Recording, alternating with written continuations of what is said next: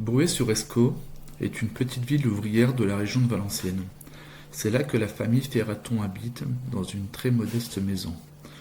Le 2 décembre 1945, Serge Ferraton voit le jour. La vie après-guerre est rude, surtout quand le père de famille ne travaille pas à cause d'un accident. Le petit Serge est moqué par ses camarades de classe à cause des haillons qui lui servent de vêtements. Il souffre également de la violence familiale. En effet, il subit régulièrement les coups de son père quand il s'alcoolise.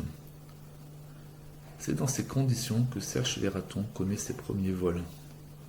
En décembre 1955, alors âgé de 10 ans et après avoir multiplié les larcins, Serge passe à la vitesse supérieure en volant une grosse somme d'argent. Cela le mène devant le juge des enfants. La justice des années 50 n'étant pas celle de nos jours, le juge des enfants le place à l'Institut médico-pédagogique. Cette IMP située à Armentières, à 70 km de chez lui, scolarise des orphelins et des enfants atteints de troubles mentaux. Les religieuses y font régner une discipline de fer. Les enfants y sont réprimés s'ils osent rire, courir, chanter.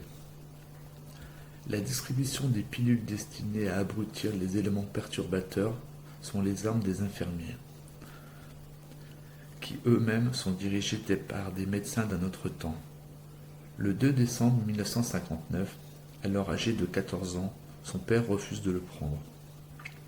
Ayant atteint l'âge maximum, l'IMP ne peut le garder. La justice ordonne son internement dans l'hôpital psychiatrique situé à quelques mètres. Il n'était pas atteint de troubles mentaux, mais c'est par commodité qu'il y est placé. Révolté par la justice dont il est victime, il multipliera les évasions. Lors d'une énième reprise, il est placé dans le pavillon d'isolement sécuritaire. Il s'agit d'un endroit où sont internées les personnes les plus dangereuses. Il y règne l'intimidation verbale et physique. Les viols n'y sont pas rares. Un pensionnaire y sera même tué en présence de Ferraton. Le 24 décembre 1963, suite à une permission, il est autorisé à passer Noël avec sa famille. Il est alors âgé de 18 ans. En 1965, après 6 ans d'enfermement et 10 ans de privation de liberté, l'institution conclut que Serge est enfin apte à la liberté. Il reste moins de 15 jours libre. En effet, après avoir été dénoncé par une voisine, celle-ci l'accusant d'un viol sur un homme, sans qu'aucune preuve ne soit produite, la parole d'un fou ayant certainement moins de poids, il est de nouveau interné dans un établissement psychiatrique de sûreté, à Sarreguemines, sans que le moindre procès n'ait lieu. Après une tentative d'évasion, il échappe de peu à la mort en raison des traitements qui lui sont infligés. C'est alors le retour à Armentières pour 5 ans et demi. Il en sort en mars 1971 à 25 ans. Il rencontre alors Marie-Anne Basseur, âgée de 17 ans. Après leur mariage, elle lui donnera 2 enfants malgré les difficultés conjugales qu'il rencontre. Elle était infidèle et délaissait ses enfants, certainement à cause de son jeune âge.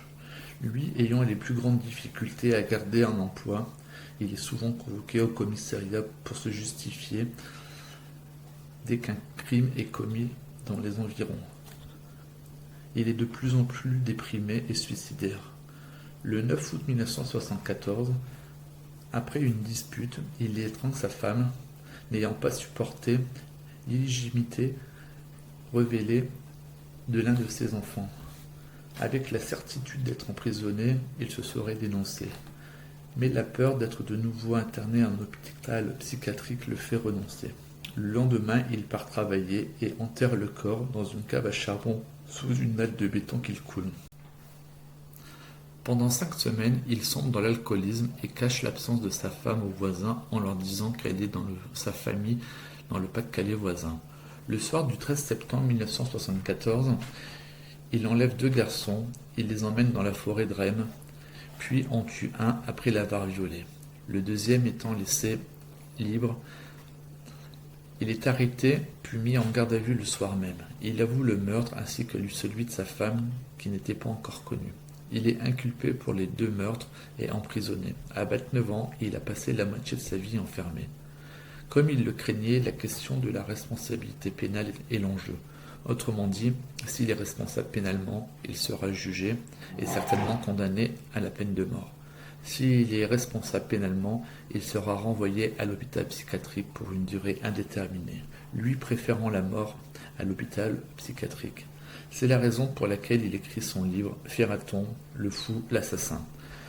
La description cinglante de l'entourage meurtrier de Ferraton y est proposée à ses éditeurs par l'expert psychiatrique auprès de la cour d'assises. Long d'une centaine de pages, il décrit les conditions carcérales en hôpital psychiatrique. Ce récit est bouleversant. La cohérence du discours de l'inculpé, notamment écrit, incitera les experts à recommander son renvoi devant la cour d'assises. Le 13 décembre 1978, le procès d'assises se tient à Douai. Se sachant déjà condamné et ayant échappé à l'hôpital psychiatrique, il ne demande pas la clémence de jury, mais juste d'être entendu sur ses conditions d'enfermement et de traitement avant les crimes. Il déclare « Je suis fini, le jeu aussi. Mais qu'on m'écoute ». Les médias et l'opinion publique découvrent alors un homme brisé par une vie d'enfermement en hôpital psychiatrique, moyenâgeuse et indigne. Mis à l'isolement prolongé, médication, électrochoc, lobotomie. L'avocat général réclame la peine de mort, mais il sera condamné à la réclusion criminelle à perpétuité. Le jury lui ayant trouvé des circonstances atténuantes et ne retenant pas la préméditation. Serge Ferraton était potentiellement libérable depuis 1989, mais il ne sera jamais libéré et mourra en 2021 à l'âge de 75 ans après avoir passé 62 ans d'enfermement.